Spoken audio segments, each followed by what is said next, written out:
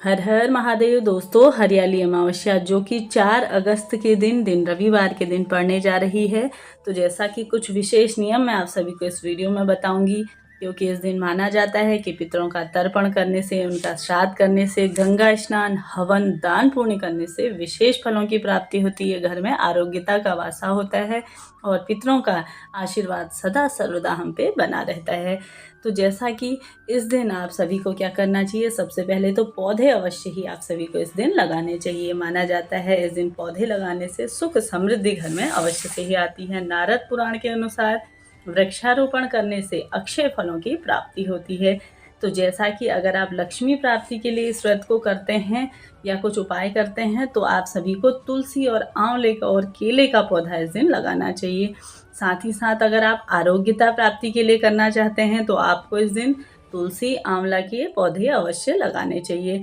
साथ ही साथ जैसा कि इस दिन आप सभी को सौभाग्य प्राप्ति के लिए अगर आप वृक्ष लगा रहे हैं, तो आपको अशोक और अर्जुन का वृक्ष लगाना चाहिए।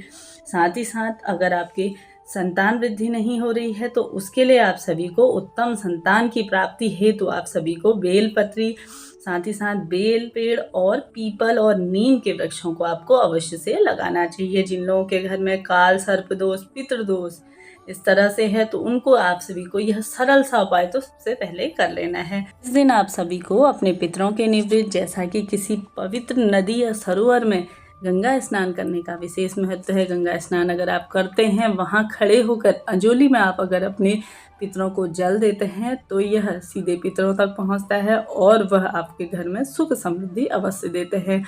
माना जाता है पितृलोक में जल की कमी होती है, तो इस दिन आप तर्पण इत्यादि करके भी अपने हाथ में जैसे तर्पण इत्यादि करके जल लेते हैं, तो वह पितरों तक अवश्य से ही पहुंच जाता है। इससे पितर अत्यंत प्रसन्न होते हैं। तो आप सभी भी इस दिन छोटा सा तर्पण करिए। अगर आप नदी सरोवर में खड़े होकर नहीं कर सकते, अपने घर पर ही गंगाजल मिश्रित जल से स्नान करिए।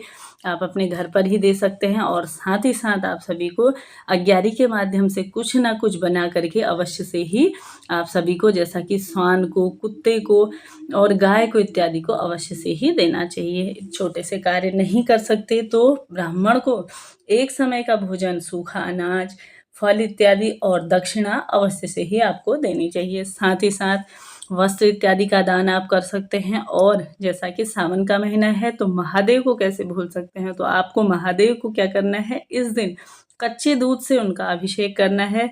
और साथ ही साथ तिल में मिश्रित जल चढ़ाइए। या तिल चढ़ाने से आप सभी के पितरों में जो भी आपके पितृदोष हैं, आपके पितरों की आत्मा तृप्त नहीं है, तो उनके लिए आप सभी को अवश्य से ही यह कार्य कर लेना है। साथ ही साथ माना जाता है कि जब आप तर्पण करते हैं, तो कुश अवश्य से ही आपको हाथ में रखना चाहिए। कुशा होती है ना, जो घास जैसी दिखती है, तो उसे आप सभी को अंगुली में धारण करके अंगूठी की तरह पहन करके आप सभी को तर्पण अवश्य से ही करना चाहिए। इससे भी आप सभी के पितरों को तृप्ति मिलती है। और साथ ही साथ दीपदान तो इस दिन आप सबको अवश्य से ही करना चाहिए।